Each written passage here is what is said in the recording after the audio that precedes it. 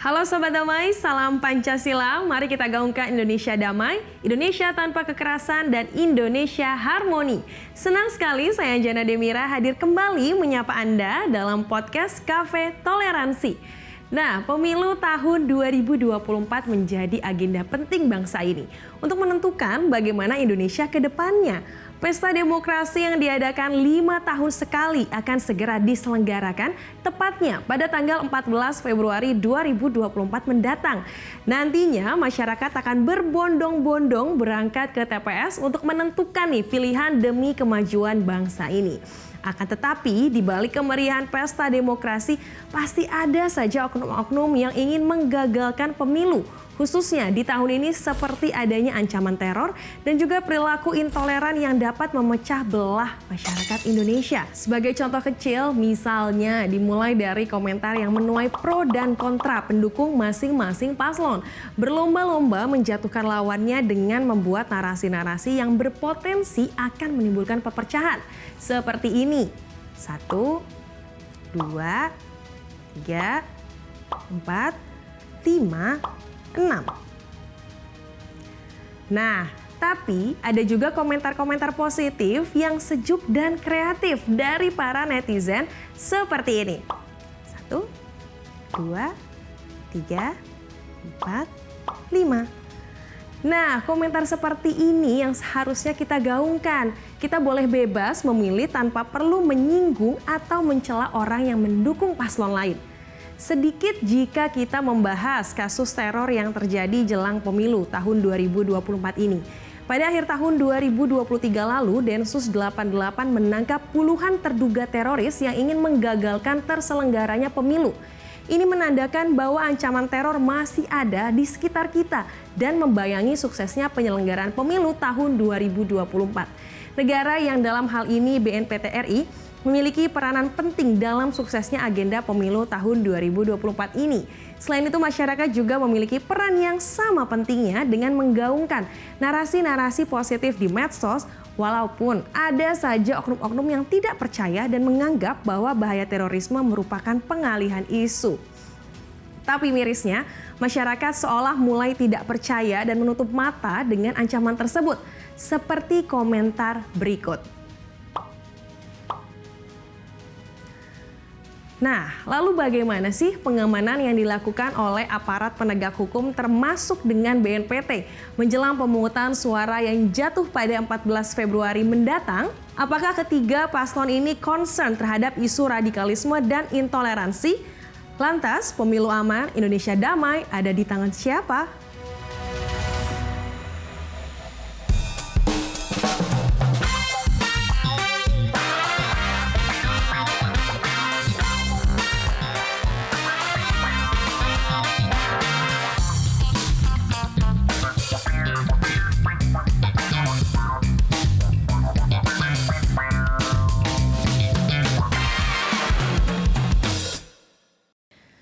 Sekarang saya duduk kembali untuk membahasnya lebih jelas bersama dengan narasumber yang sudah hadir. Ini di samping saya jadwal narasumbernya padat sekali. Beliau adalah seorang yang sudah malang melintang berkecimpung mengamati perpolitikan Indonesia yang juga sebagai pakar komunikasi politik Indonesia dan menjadi POK ahli BNPT RI. Effendi Ghazali. Bang Effendi, selamat datang di podcast Cafe Toleransi.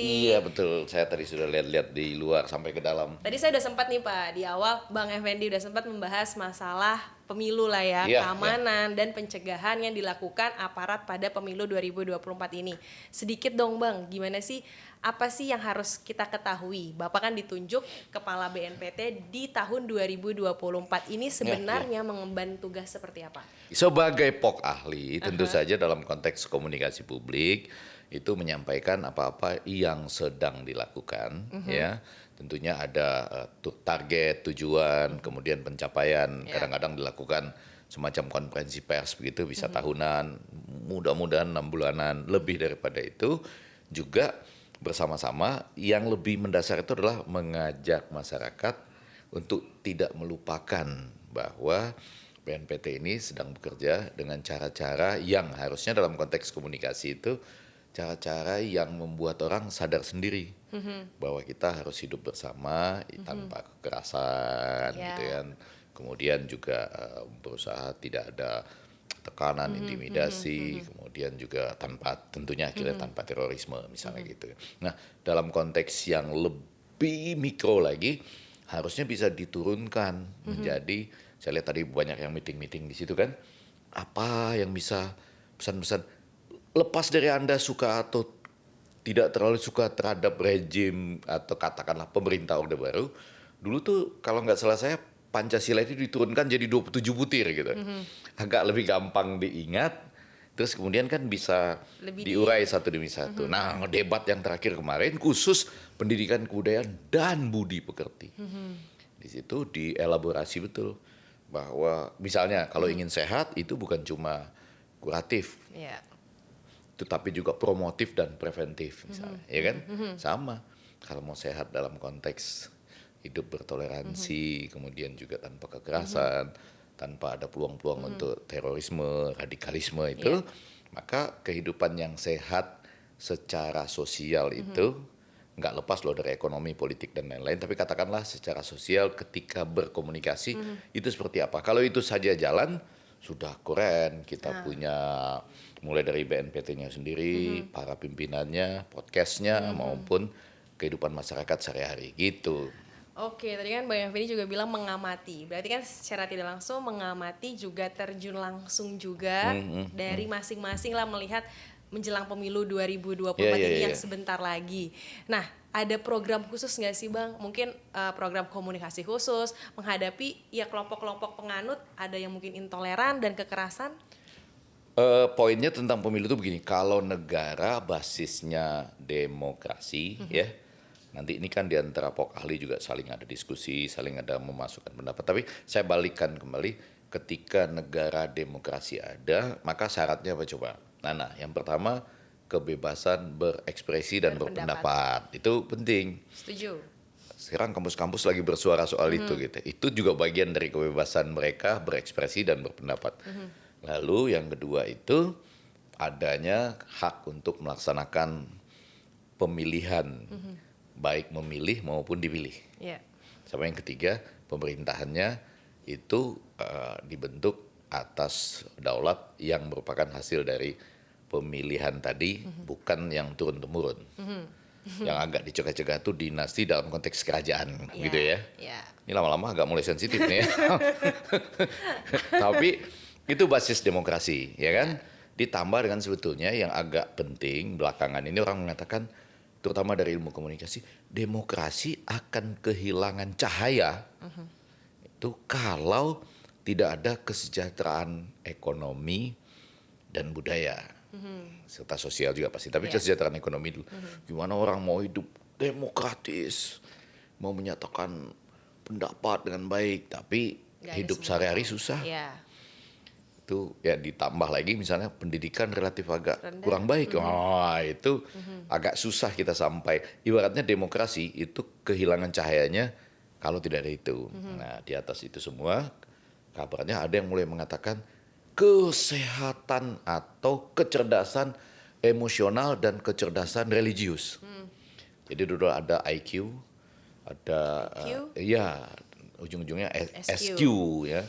Kemudian barangkali SQ itu lahir dari religiusitas lah kurang lebih antara salah satunya. Malah kemudian ada orang yang melakukan penelitian komunikasi.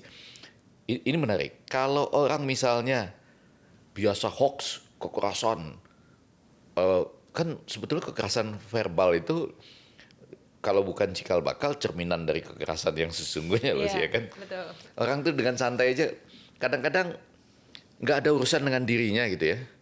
Dia ikut komen gitu. Kan itu memang nikmatnya aja. Enggak, bukan maksud saya. Anda kan buang energi tuh. Hidup Anda itu sudah sulit. Ngapain Anda tambah persulit dengan ngasih komen tentang sesuatu yang gak ada hubungannya dengan Anda. Tapi lama-lama orang menikmati itu gitu. Ya kan, waduh kalau nggak komen ini hidup saya menderita gitu. Nah yang saya mau katakan tadi dari kecerdasan emosional itu ya, muncullah kecerdasan kemudian bermedia. Nah, itu salah satu jaminan juga untuk melihat masyarakat itu bagaimana kemudian bisa menjadi lahan subur dari kekerasan, radikalisme, ya intoleransi dan apalagi teror misalnya. Nah, kabar-kabar kurang baiknya kita termasuk salah satu dari beberapa negara di dunia yang memang agak subur, lahan subur dari kata-kata yang seperti itu gitu. Nah, mungkin kita harus belajar pada saat yang sama memang fakta menunjukkan kalau mau terkait dengan pemilu juga. Iya. Itu saya mengambil data dari data Kementerian Dalam Negeri tahun lalu. Berarti kan ini masih oke ini ya untuk dicari itu 72,5% dari rakyat Indonesia itu masih harus menambah pendidikannya karena benar. 72,5% itu sama dengan nggak sekolah, Benar. belum tamat SD, tamat SD, sebagian SMP dan tamat SMP. 72,5% loh. Kita harus ngomong pelan-pelan. Jangan kedengaran orang lain. Tapi itu Jangan kedengaran negara lain maksudnya. Makanya Pak Jokowi juga bilang, aduh, yang apa namanya, yang lulusan S2, kalau S1-nya 4,5% kurang lebih. Yang lulusan S2, S3-nya ternyata kecil sekali. Benar. 0,3, yang satu lagi 0,003. Jadi makin lama makin kecil. Jadi kamu harus cepat-cepat S2 atau S3 supaya menambah ini. Di belakang nolnya supaya tambah satu lagi. Tapi untuk membangun kecerdasan bangsa. iya, juga jadi sebenarnya. semuanya bercampur. Iya. Mulai dari yang ada di media sosial maupun dalam kenyataan sehari-hari. Itu juga nanti terkait dengan pemilu. Lahan hoax, Iya. lahan orang mengadu domba orang lain. Politik itu, lepas dari politik, salah satu guru saya, Michael Shapiro bilang itu, di media baru sekarang, di media sosial itu, kemudian interaksinya dengan kehidupan sehari-hari, orang bisa membenci tanpa alasan. Iya. Itu pernah mengalami ya? Karena sekarang dengan media sosial itu kita aja ngelihat nggak kenal sama orangnya Iya, iya. tapi ikutan sebel. Nah, itu berarti sudah punya pengalaman sendiri ya. Iya. Saya sih berusaha menahan diri saya untuk tidak benci dengan orang yang saya lihat walaupun dia ini agak juga bahasanya itu. Setidaknya menurut media sosial. Iya. Ini seru juga lah kalau mau. Seru juga. Tapi saya nggak mau buang energi saya untuk Setuju. apa namanya membenci. Padahal dalam konteks teori-teori menunjukkan di media baru ini dan di media sosial orang bisa membenci tanpa alasan. Betul. Jahatnya seperti itu. Coba Anda bayangkan kalau ditambah dengan keberpihakan terhadap Salah salah satu satu. calon dalam pemilu gitu. Iya, iya. Wah, nanti ditarik kemana-mana. Karena sebenarnya media itu membuat pemikiran kita lebih subjektif sih Pak. Subjektif Iya, dan iya, iya. tidak objektif. Dan itu sangat terkait juga dengan pendidikan setiap orang dalam bermedia Nah, sosial. kalau balik ke soal pemilu misalnya atau juga dalam konteks BNPT, itu paling tidak yang ingin kita bangun adalah kebersamaan kita dulu. Misalnya kebersamaan apa? Kita ingin Indonesia 5 tahun ke depan itu lebih maju kan daripada Indonesia yang sebelumnya. Benar. 5 tahun ke depan lebih damai daripada Indonesia yang sebelumnya. Mungkin agak sulit dalam konteks bagaimana kita menumbuhkan semangat menjauhi kekerasan, radikalisme, dan terorisme misalnya. Karena itu tadi, orang kemudian susah mencari, kalau bahasa yang tingginya platform bersama. Tapi bisa nggak kita kembangkan itu bahwa ada sesuatu yang buat, kita Indonesia bukan itu. Karena itu saya cinta betul dengan sepak bola. Sepak bola itu menurut saya ya, itu relatif. Kalau saya tuh prinsipnya gitu tuh, jangan sampai pemilu mengganggu sepak bola. Jangan dibalik. Jadi apakah satu putaran atau tidak itu tergantung dari berintegritas, berkualitas, jujur, luber gitu ya, langsung bebas rahasia, jujur dan adil. Tapi kalau bisa jangan mengganggu sepak bola misalnya gitu. Nah, tapi pada konteks itu saya mau mengatakan itu menyatukan kita tuh. Dulu bulu tangkis menyatukan kita, sekarang sepak bola juga bisa menyatukan kita. Ada lahan-lahan di mana kita merasa bersama-sama itu gitu. Apalagi kalau timnas kita lawan timnas Malaysia misalnya. Itu musuh bebuyutan tuh gitu. Jadi pokoknya kalau lawan Australia sebetulnya nggak seru-seru amat gitu. Cuma kan kalau sekarang nih Pak, kalau sekarang kan Yeah. masih terpecah-pecah nih Yeah, dukungannya. yeah. Jadi masing-masing punya medsosnya masing-masing. Nah ini menjadi bagian dari komunikasi politik yang tadi Bang Effendi. Nah, karena itu saya katakan ada 3 upaya besar kita. Ini menjadi menarik. Salah satu riset saya yang kemudian dimuat di Jurnal Komunikasi Universitas Indonesia itu ada beberapa kutipan lain di beberapa jurnal internasional mengatakan membuat orang itu membenci kelompok lain, itu jadi pekerjaan penting dalam komunikasi politik berbasis media sosial. Jadi orang dibayar untuk membuat orang lain benci pada orang tertentu gitu. Jadi ini kan berarti dia dibayar untuk menimbulkan kebencian.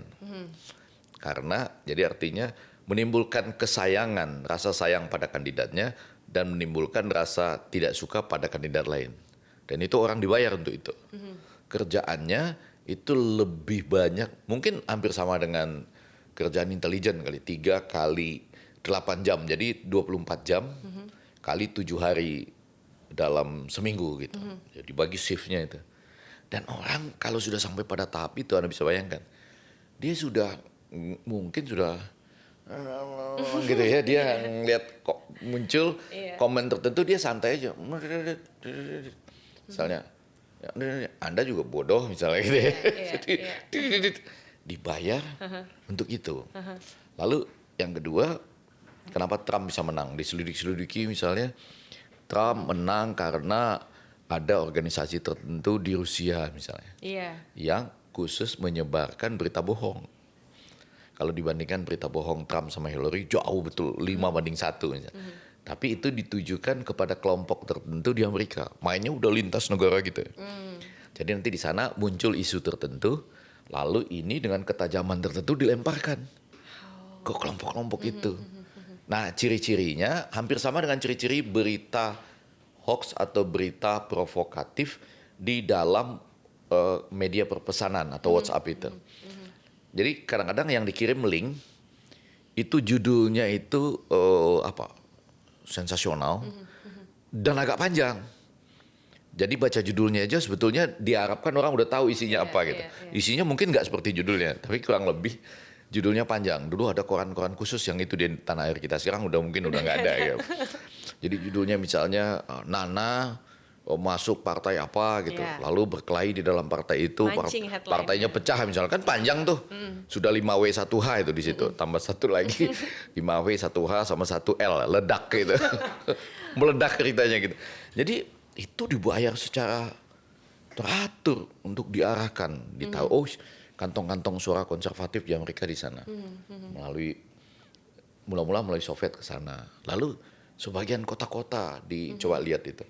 Ada beberapa kota-kota di Eropa gitu yang juga dipekerjakan begitu khusus buat ke sana gitu. Jadi lintas negara secara sangat teratur. Nah, mungkin di tanah air kita belum sampai ke sana. Yang ada itu bakat-bakat alam tapi mengalir juga pada pengetikan-pengetikan gitu.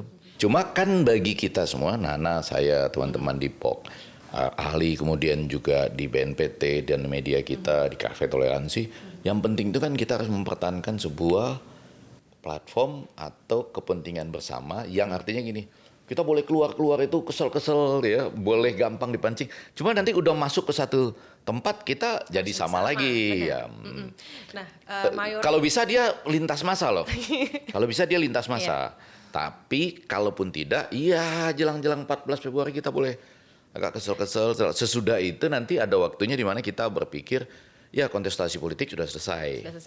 Karena itu kita kembali lagi ke mungkin kebersamaan yang lebih luas tapi ada lahan pendek yang harus kita pertahankan bersama gitu. Nah, tapi kan menjelang 14 Februari ini pemilu kita saat ini kan didominasi oleh pemuda, milenial, Gen Z. Ya, 52%. 52%. Gen Z, ya. Jadi mereka cenderung kalau yang kritis. X seperti saya sudah agak makin sedikit ya sebetulnya. Iya, sudah lebih sedikit, jauh. Kadang-kadang orang suka milenium kan. Makanya sekarang bapak-bapak itu legend. Legend itu maksudnya segera berlalu sebetulnya itu. Makanya sekarang kan ditargetin semua ngejarnya ke milenial. Ya, 52%-an ya. Tapi kan mereka ini lebih kritis ya menyuarakan pendapatnya. Dan mereka banyak pertimbangan. Gak sedikit juga loh yang saya temuin ketika teman saya atau kolega saya banyak yang mengatakan mereka golput aja deh, gak memilih gitu. Itu aja baru di sekitar saya, gimana di luar sana nanggepin ini gimana? Kan kalau kita sekedar berbicara tentang menumbuhkan sikap jangan terlibat kekerasan, jangan terlibat radikalisme, jangan terlibat terorisme, nggak ada masalah Anda golput apa enggak. Benar. Betul kan? Tapi ini saya jujur ini, mohon maaf loh saya ini. Saya mau pisahkan dua nih, antara politik dengan sikap yang seperti ini gitu ya. Anda golput apa tidak, saya tidak mengkampanyekan golput, tapi kalaupun Anda misalnya nggak menemukan pilihan apapun, yang penting Anda langsung jangan jatuh ke kekerasan, radikalisme, dan itu sisi lain. Saya khawatir loh generasi Z atau milenial itu, walaupun terlatih cerdas dalam misalnya bersilang pendapat di media sosial, belum tentu kedalaman pengetahuan politiknya. Coba dites, mereka tahu presidensial threshold tidak misalnya. Itu harus tahu siapa itu pelajaran. Enggak tahu, belum tentu sekolah. juga. Enggak juga. Coba pelan-pelan. Nah, nanti coba dilihat. Tapi kembali ke soal itu kita perbesar ke masa depan. Nah, boleh sambil minum juga, Pak? Iya. Nah, kalau sekarang ini kita cuma punya 3 pasangan, ya sudah. Kita coba masing-masing elaborasi apa yang terbaik dari 3 pasangan. Saya nggak tahu apakah bagian ini harus diedit atau tidak, tapi yang mau saya katakan, kalaupun Anda tidak menemukan pada akhirnya, bukan berarti dengan itu Anda bisa menciptakan kemarahan yang mendalam pada diri Anda sendiri, terhadap siapapun nanti yang terpilih, atau kemarahan yang mendalam terhadap sistem politik kita. Iya, tapi sih seharusnya sih sekarang sudah inilah, masyarakat Indonesia sudah dari yang lalu-lalu sudah belajar lah hingga sekarang nih Bang. Nah sebelum kita lanjut pertanyaan-pertanyaan, jadi saya ada ini nih. Jadi di dalam fishbowl ini nanti ada kata-kata. Jadi Bang Effendi silahkan diambil dulu. Nah nanti dari kata yang muncul silahkan Bang Effendi mau menginterpretasikannya seperti apa, dijadiin seru seperti apa. Monggo. Ini kayak panelis debat capres. Saya terakhir ngeliat Imam Prasojo yang ngambil. Mas Imam Prasojo ini kecil-kecilan ada ininya juga. Benar nih di dalamnya ada ini ya. Ada ya. Oke, ada tulisannya. Coba. Saya ambil yang inilah, oke. Apa tuh katanya tuh, boleh ditunjukin nggak Bang? Ini, aduh, benar-benar nih serius loh ini. Tanpa saya lihat, bukan sulap, bukan sihir ya. Saya kasih waktu 1 menit Bang, silahkan. Apapun tentang pemilu ini. Tapi ada request karena Bang Effendi orang Padang. Oh ya, oke. Bisa nggak jualan pemilu itu? Oh bisa dong. Ini bagian dari jualan pemilu itu kan berarti jualan anunya dong. Jualan apanya nih? Terserah jualan untuk nyoblos deh. Oh iya, jadi oke. Pakai bahasa Padang bisa? Bahasa Padang bisa dong. Dua sanak sadualanyo dimanapun berada ya kan. Ada 3 hal dan paling penting di dunia itu. Yang pertama hubungan kita jo Allah nan Allahu Akbar, Allah Subhanahu wa taala yang akan membuat hidup kita kok bisa jadi tenang selama kita tawakal pada Allah. Ngerti sedikit lah kalau Aceh ya. Dan yang kedua adalah kita juga hidup bersama-sama dalam sistem kekerabatan. Di mana kita ada adat istiadat, itu pun harus selalu kita junjung bersama. Nah, nan ketiga, itu nan ketiga. Jadi tidak ada urusannya dengan nomor 1, 2 dan 3, C 2 dan 3. Tapi iko dan ketiga, yaitu ada juga tugas-tugas kita bersama untuk menjalankan kewajiban dan hak kita sebagai warga negara Republik Indonesia. Salah satunya iko namanya pemilu. Iko kalau disebut-sebut pamilu, tapi sebetulnya kan pemilu, tetap dibaca pemilu, pemilihan umum. Tanggalnya tanggal 4 Februari. Ada 3 pasangan. Nah, iko baru mana pasangan C 2 dan 3. Ambo tidak bisa menyebutkan ambo labia suko kanan mana ya, C 2 atau 3. Itu mana-mana terserah pada masing-masing apa nan kita pikirkan, apa nan kita suka, C 2 atau 3. Tapi nan lebih penting C 2 3 itu kalau saudara lain lagi ceritanya. C 2 3 angke gitu. Angkat maksudnya ayo 1 2 3. Ayo sama-sama kita angkat, ayo sama-sama kita pergi ke TPS 14 Februari. Dan yang agak penting juga itu sebelumnya ada liburan panjang loh. Benar. Saya cuma mau ngasih tahu generasi Z dan milenial ini. Itu kalau cerita-cerita di media sosial seru, tapi turning out-nya nanti bagaimana gitu. Jadi datang nggak ke TPS? Udah diminum belum tadi Bang? Sudah. Sudah. Sebagai pakar komunikasi politik nih. Jadi kalau kita melihat pemilu tahun ini, ada perbincangan hangat nggak sih? Apakah ternyata isu terorisme, radikalisme ini jadi salah satu kewaspadaan besar nggak? Nah ini menjadi pertanyaan penting karena dalam 5 debat ini nggak muncul isu itu. Nah, Nana coba lihat muncul nggak isu itu. Tetapi barangkali kalau kita mau mengambil segi positifnya, berarti sukses dong kerja BNPT, ya kan? Karena isu tidak menyeruak, tidak muncul. Nanti tahu-taunya muncul di breaking news saja, ya. Dan kalau semakin jarang breaking newsnya, berarti semakin baik. Artinya kita bisa melihat itu dari sisi yang lain. Tapi dari sisi yang kedua yang mau saya katakan, saya masih melihat bahwa ini kabar baiknya yang saya sebut sebagai platform bersama itu, khususnya debat yang terakhir kemarin. Seluruh capres itu banyak kesamanya dan banyak bersetuju. Saling setuju saya sependapat. satu sama lain, benar. Bahkan Anies pun berkali-kali bilang sependapat dengan Pak Prabowo. Yang belum pernah sekalipun dalam debat sebelumnya mengatakan saya setuju dengan Pak Prabowo. Waktu kemarin bersetuju. Benar. Walaupun itu strategi loh. Itu ada strateginya karena main cantik untuk mendapatkan undecided voters. Itu biasanya dilakukan jelang-jelang terakhir. Terus swing Sesudah voters juga. Bisa juga. Jadi karena kolam Anda sudah tahu segini, nyari dari kolam lain. Tapi maksud saya, ketika bicara soal pendidikan, kebudayaan, kesejahteraan rakyat, ya memang ada ketenaga kerjaan, teknologi informasi, tetapi lebih daripada itu inklusi. Yang kalau inklusinya nggak berhasil, bibit-bibit kekerasan, radikalisme, terorisme bisa muncul di situ. Mereka banyak bersepakat. Yang saya mau katakan adalah ketiga capres kita ini sama-sama ingin mengatakan demokrasi itu harus bercahaya. Cahayanya dalam masyarakat yang adil, makmur, sejahtera, yang semakin cepat. Indonesia emas itu 2045 atau ada yang menyebutnya Indonesia maju, Indonesia unggul. Kalau saya Indonesia bercahaya, seru juga kali ya. Cahayanya seperti emas. Tapi maksud saya cahaya demokrasi adalah masyarakat kita itu pendidikannya bagus, semua kebutuhan dasarnya terpenuhi. Lalu pelan-pelan dia mulai melihat kebersamaan. Ketimbang melihat perbedaan, lihat kebersamaan dulu. Salah satu yang saya sebut sederhana tadi sepak bola lagi-lagi kan. Kan sederhana tuh. Kalau jangan cuma terbatas sepak bola loh. Kalau Anda cinta badminton, basket dan lain-lain ya. Nah, artinya ruangan itu makin lama makin kita buka. Sekarang e-sport juga bisa menyatukan kita. Hanya di e-sport kita bisa mengalahkan Korea Selatan kalau nggak salah. Apakah Australia juga kalah tuh kemarin di sepak bola e-sport ya. Jadi kita buka nih Nana kesempatan untuk membuat demokrasi kita lebih bercahaya berwarna, real.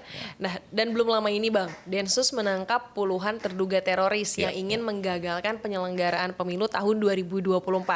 Nah, melihat hal ini Bang Effendi seperti apa? Tapi ada juga loh masyarakat yang bilang ini rekayasa.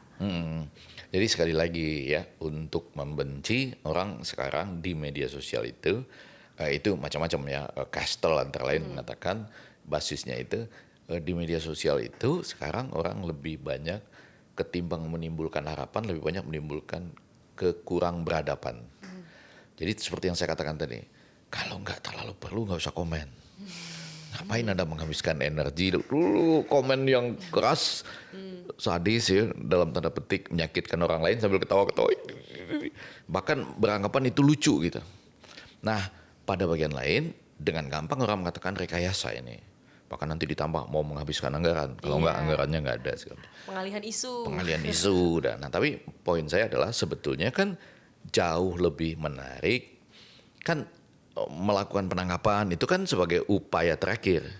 Kalau bagian dari debat tadi malam itu disebut kuratif tuh. Sebelumnya ada promotif preventif. Yang kita lakukan pada saat ini promotif preventifnya. Jadi itu sejalan. Nah memang sekali lagi kita tentu nggak bisa juga kecuali dia mengganggu betul orang ini menuduh-nuduh dengan itu ada undang-undang yang untuk mengatakan pada dia saya bukan pada bagian yang gampang mengatakan ini orang harus ada hukuman tertentu, tapi lebih pada itu kita coba ini sama-sama membangun bahwa promotif dan preventifnya seperti apa.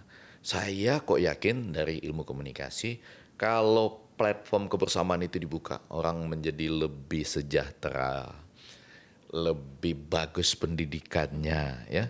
Itu dalam komunikasi politik seperti orang yang berjalan bersama. Itu lapangannya besar tapi jalan bersama ke tengah tuh. Sambil menikmati apa yang ada di lapangan yang lebih besar itu. Jadi tugas kita bersama tentu saja kalau orang misalnya ingin menggagalkan pemilu kan pasti ada alasan-alasan tertentu. Walaupun mungkin orang mulai bisa bilang ada juga orang yang mau gagal pemilu tanpa alasan apapun. Pokoknya gagal aja gitu. Membenci orang lain aja bisa tanpa alasan. Tapi kalau punya alasan-alasan tertentu pun salah satu yang teridentifikasi misalnya menurut saya ya keterbatasan pilihan atau tidak menemukan orang ini sebagai sesuatu yang menjalankan betapapun ideologi itu terbuka. Ideologi itu terbuka loh, lucu malah. Kalau orang beranggapan Pak di Amerika Serikat itu partai cuma 2, Demokrat Republik, keliru, ada 200 lebih. Nanti ada tuh, bahkan di negara-negara Eropa tuh ada partai Demokrat kanan, kiri, kanan agak kiri sedikit, gitu loh pokoknya. Bisa kanan kiri dan lain-lain gitu. Nah, ideologi itu nggak terbatas, tapi tentunya ada ketentuan-ketentuan yang mengatur itu. Jadi bisa saja karena belum ada pilihannya atau komunikasi dengan yang dipilih itu masih belum tersambung, atau sekali lagi pemahaman tentang pemilu itu belum sampai ke dia. Tapi ada juga yang di luar itu pokoknya nggak mau aja ikut politik yang seperti ini. Politik harus dengan aliran tertentu yang kebetulan tidak diizinkan di Indonesia misalnya. Nah itu perlu penanganan khusus. Ada pengalaman-pengalaman, kemudian penelitian-penelitian tentang itu. Saya rasa berkembang juga ilmunya tentang itu. Tapi secara umum ya ini tadi, bagaimana menjadikan orang merasa ada pilihan di sana, lalu ada komunikasi dalam konteks yang dipilih dan yang memilih. Sama yang kedua, yang 1, 2, 3. Yang keempat sekarang, ini penting betul. Dan ini merupakan suara dari para sivitas akademika dan para guru besar di seluruh Indonesia. Pemilu itu jangan curang. Pemilu itu jangan intimidatif, artinya jangan berisi intimidasi. Itu aja kok. Para guru besar itu mereka relatif nggak ada partai 1, 2, dan 3. Mereka sangat santai mengatakan jangan bersifat intimidasi, jangan mengarahkan ke satu paslon saja, Jadi jangan dengan demikian membuat demokrasi kita dalam bahaya. Sesederhana itu. Ya intinya komunikatif dan jangan curang. Kalau itu kan itu nanti jadi cikal bakal dari kebencian kan? Curang Anda gitu. Nah, demo menolak itu saja kita pernah mengalami kan, kurang baik. Nah, gitu. Kalau kita bahas mendalam nih tentang keamanan pemilu 2024 ini ya Bang. Belum lama ini kan BNPT memiliki tugas mengkoordinasikan aparat penegak hukum, meningkatkan sinergi dengan Polri dan TNI untuk menciptakan pemilu yang aman, damai. Nah, BNPT ini menggencarkan pra-audit di tempat-tempat yang dilaksanakan pemilihan umum. Bagaimana nih pendapat Bang Envedi dalam upaya BNPT menciptakan pesta demokrasi yang aman damai? Iya, artinya pra-audit ini sesuatu yang penting. Bahkan sebetulnya di banyak negara itu pasti ada catatan-catatan atau penelitian sebelumnya, dan itu nanti diproses melalui pra-audit itu. Nah, ini sebetulnya agak berdekatan juga dengan tugas-tugas kalau pada badan-badan tertentu, semacam tugas-tugas yang mencari tahu persis ya. Ada dunia intelijennya, tapi ada juga dunia di mana kita melihat tentu ada peta yang kemungkinan rawan dalam konteks ideologi, rawan dalam konteks ketat betul, rawan itu semua ada petanya. Yang itu disebut dengan pra-audit. Itu kan membuat tidak hanya pelaksana pemilu, tapi juga pihak-pihak yang harus ikut mengamankan itu, bahkan nanti ujungnya Gakumdu, penegakan hukum bersama-sama itu terpadu namanya. Itu terpadu buat menegakkan hukum loh, bukan terpadu untuk pura-pura nggak tahu gitu. Itu ada juga tuh. Jadi artinya ini sama-sama kita ingatkan dari depan ada pra-audit. Dan itu petanya kan bisa dilihat. Kemudian diserahkan kepada pihak-pihak yang relevan, yang nanti punya tugas untuk mengamankan ya. Kan kita sebagai mata rantai yang dapat tugas seperti itu. Tapi pada bagian ujung lagi-lagi saya mau bilang, kita sendiri harus menjaga integritas kita setinggi mungkin. Sehingga dengan demikian kita bisa dilihat sebagai semua orang merasa peran yang dilakukan oleh BNPT itu dan kemudian tugas koordinasi dan supervisinya memang cuma memihak untuk Indonesia yang lebih baik. Ya, itu tujuan akhirnya juga pasti untuk Indonesia. Ada keamanan tapi ada juga senjata utama yang digunakan, bukan berupa fisik namun tanggung jawab ya Bang. Karena senjata apa sih Bang yang menurut Bang Effendi yang paling ampuh gitu ya untuk para pendukung ini untuk tetap jaga perdamaian di momen pemilu 2024 ini? Coba keyakinan sebetulnya. Lepas dari ada setuju atau tidak, pelan-pelan ini. Ketika kita bicara kekerasan, radikalisme, dan terorisme, itu mereka yang berhasil melakukan doktrinasi sehingga orang sanggup mengorbankan jiwa raganya. Bahkan ada satu keluarga untuk melakukan tindakan kekerasan misalnya, itu komunikasinya itu meyakinkan betul lah. Betul nggak? Betul. Kalah kita, komunikasi kita. Karena dia tahu persis masuk ke keluarga dengan cara-cara tertentu, mungkin terbatas pendidikan, terbatas kesejahteraan. Kalaupun pendidikan dan kesejahteraannya bagus, masuk melalui apa? Mungkin key opinion leader ya, untuk mengisi sela-sela relung-relung hati dan pikirannya gitu ya. Mereka bisa berhasil di situ. Pertanyaan yang muncul pada kita, kenapa kita tidak bisa berhasil juga untuk meyakinkan yang sebaliknya? Tugas kita akan lebih mudah kalau demokrasi itu bercahaya. Di mana orang memikirkan politik tidak sambil perutnya lapar. Anaknya sekolahnya kemana? Beasiswanya nggak tersedia.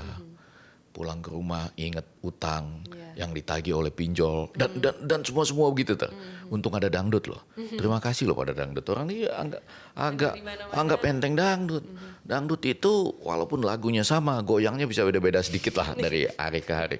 Terus begitu Anda pergi pagi, subuh-subuh gitu ya, habis sholat subuh pergi, pulangnya malam-malam sekali. Di rumah gitu, aduh istrinya menderita, anak berbelit masalah juga. Untung ada dangdut kadang-kadang. Orang bisa lupa utang. Tapi kan jangan begitu. Bisa joget sebentar. Iya joget sebentar tapi, nah maksud saya bagaimana kesejahteraan ekonomi muncul, kesejahteraan. Nah ditambah dengan itu. Kita cari nih formulanya yang Anda sebutkan tadi itu tetap dinamis. Harus kita cari dari masa ke masa. Pembangunan infrastruktur mungkin menolong ya. Dengan demikian kan, dan dipuji lah pemerintahan ini paling maju pembangunan infrastrukturnya. Tapi sekarang mungkin toleransi juga lumayan ya. Beberapa kemunduran yang dirasakan oleh para guru besar di universitas itu harus kita kaji bersama. Etika kata kuncinya juga yang lagi muncul pada saat ini. Nah, senjata apa yang bisa kita temukan bersama itu adalah lagi-lagi maksud saya orang merasa bahwa lepas dari perbedaan-perbedaan yang ada tempat berpijak yang sama, ada harapan yang sama. Sekali lagi terima kasih. Ujung dari debat kemarin bukan soal damainya. Debat itu harusnya sih dinamis. Kalau debat itu nggak dinamis, sama juga dengan focus group discussion sebetulnya. Atau kelompok kerja tugas paper dari dosen. Gitu. Dia boleh dinamis, tapi semuanya sama-sama menunjukkan bahwa ke depan itu kami sama-sama ingin Indonesia itu maju. Ada platformnya di situ. Nah sambil kita mulai belajar, saya yakin di BNPT ini ada juga ahli-ahli yang mempelajari kenapa orang bisa meyakinkan diri orang lain untuk terlibat begitu jauh dalam kekerasan, bahkan mengorbankan jiwa, juga donasi uang dan lain-lain sebagainya. Bagaimana mengubah itu ke hal-hal yang sebaliknya. Nah ini kalau Anda tanya senjata langsungnya dalam ilmu komunikasi politik adalah kita melihat harapan yang sama dan platform yang sama. Jangan-jangan saya katakan salah satunya tadi adalah kita bisa punya banyak pimpinan yang kita pilih berdasarkan prinsip dipilih dan memilih. Nah, sama satu lagi, ini agak penting. Biaya politik kita tuh terlalu tinggi. Terlalu tinggi menurut saya. Dan orang memperolehnya dari hitung-hitungan, berbagai macam. Lalu hitung-hitungan. Saya keluar sekarang segini, kemudian nanti saya akan menjual proyek-proyek segitu. Untuk nutupin yang segini.